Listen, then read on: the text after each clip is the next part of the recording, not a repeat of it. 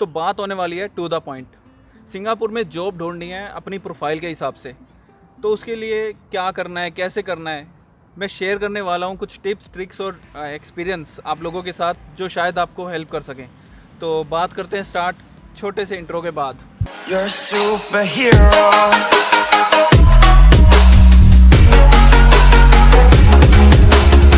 सबसे पहले क्लियर कर दूं दो बातें। नंबर एक, आपको जॉब या वीज़ा के अप्लाई करने के लिए किसी एजेंट या किसी को ब्राइब देने की ज़रूरत नहीं है, आप खुद से कर सकते हैं। नंबर दो, स्टूडेंट वीज़ा हो या वर्क वीज़ा हो, आपको स्पॉन्सरशिप की ज़रूरत पड़ती है यहाँ पर।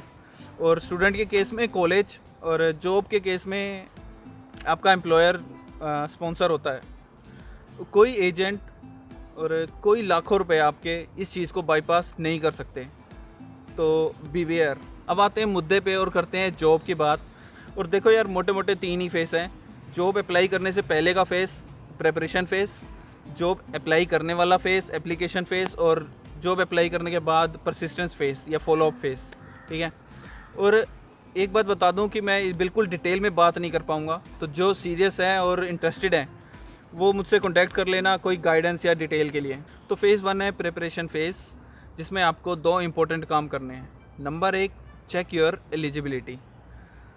आप इंजीनियर हो, टीचर हो, इलेक्ट्रीशियन हो, प्लम्बर हो, कोई सा भी ग्रेजुएशन हो, Singapore offers only 4 types of visa. ठीक है। तो आप इस वेबसाइट पे जाकर अपनी एलिजिबिलिटी अपने इस प्रोफाइल के हिसाब से चेक करिए कौन से वीज़ा के लिए आप एलिजिबल हैं, और उसी वीज़ा के लिए आप अप्लाई करें। सिंगापुर एक छोटी कॉम्पिटिटिव और ग्लोबल मार्केट है। अच्छे स्किल सेट्स की यहाँ पर वैल्यू भी है और रिक्वायरमेंट भी है, तो गो फॉर इट। उसके बाद क्या करना है यार, सीवी और लिंक्डइन पे प्रोफाइल बनाना है। टिप ये है कि सीवी को शॉर्ट रखना है, 2 से 3 पेजेस का ही है। इरेलेवेंट चीज़ें हटा देना, जो मोस्ट रिसेंट चीज़ें हैं, प्रोजेक्ट्स हैं, वही मेंशन करना। अगर आपके पास वर्सेटाइल स्किल्स हैं, बहुत सारी अलग अलग तरह की स्किल्स हैं, सबको मेंशन कर देना, उससे चांसेस बढ़ जाते हैं।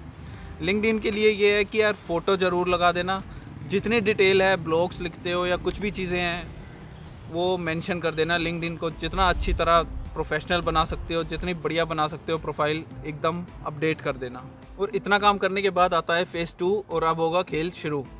जॉब अप्लाई करने के लिए 4 प्लेटफॉर्म या चैनल हैं। Number 1, job portals. बाकी कंट्रीज़ की तरह यहाँ भी जॉब पोर्टल्स यूज़ होते हैं। ये कुछ मेन जॉब पोर्टल्स हैं जो सिंगापुर में यूज़ होते हैं। आप इन पर प्रोफाइल बनाइए, सीवी अपलोड कीजिए, बेसिक सी चीज़ है। उसके बाद नंबर 2, कंसल्टेंसीज।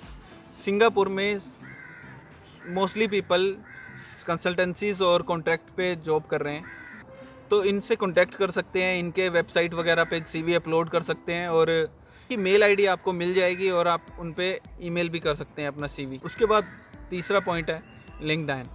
लिंक्डइन यहाँ पर as a job portal use होता है। 60% जॉब्स आपको यहाँ पर लिस्टेड मिलेंगी। तो आपने क्या करना है, आपकी प्रोफाइल तो एकदम रेडी है ही, है ना। तो आपने क्या करना है, अपनी प्रोफाइल के हिसाब से पहली चीज़ है, आपने कनेक्शंस बढ़ाने हैं, अपने नेटवर्क बढ़ाना है, और अपना जॉब जो है सर्च करके अप्लाई करना है। उसके बाद चौथा है रेफरल्स। आई नो यार, ये थोड़ा सा हेल्प मांगने वाला या रिक्वेस्ट करने वाला तरीका लग रहा है, लेकिन this is one of the most effective way to push your CV and enhance your chances. So don't hesitate to contact the people.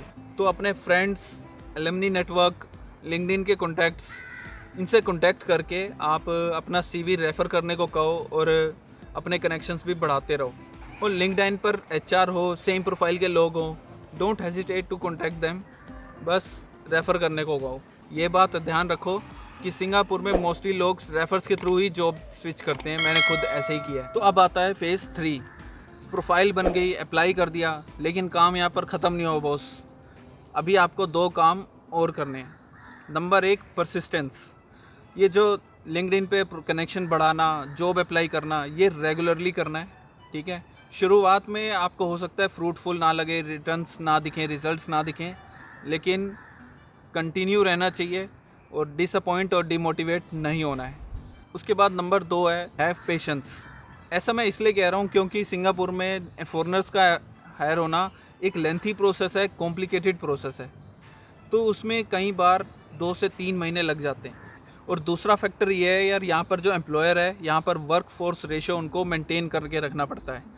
उसका मतलब ये है कि the ratio between locals and foreigners. तो हो सकता है कई बार वो आपको हायर करने में इंटरेस्टेड हो, लेकिन कोटा वगैरह की प्रॉब्लम की वजह से कई बार वो 2-2 3-3 महीनों बाद रिस्पॉन्स कर रहे होते हैं। तो तसल्ली बख्श काम होता है यहाँ पर, और आपको इसलिए पेशेंस रखना है। और एक और रीज़न ये है यार, यहाँ पर फर्स्ट प्रेफरेंस दी जाएगी लोकल्स को ऑब्वियसली।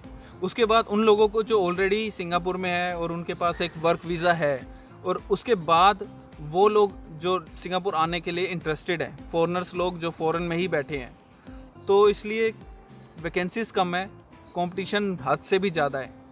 तो इसलिए टाइमिंग पर, आपकी प्रोफाइल पर, उनकी रिक्वायरमेंट पे डिपेंड करता है। तो ऊपर वाले का नाम लेकर बस अप्लाई करते रहो, कब मौके पे चौका लग जाए किसे पता। आई नो मैंने इस वीडियो में कुछ अलग सा स्पेशल सा तो नहीं बताया, सब बेसिक सी चीज़ बताई है, और क्योंकि रिजल्ट जो हैं वो आपके एक्शन पे डिपेंड है। So I wish you all the best. चक दो फट्टे।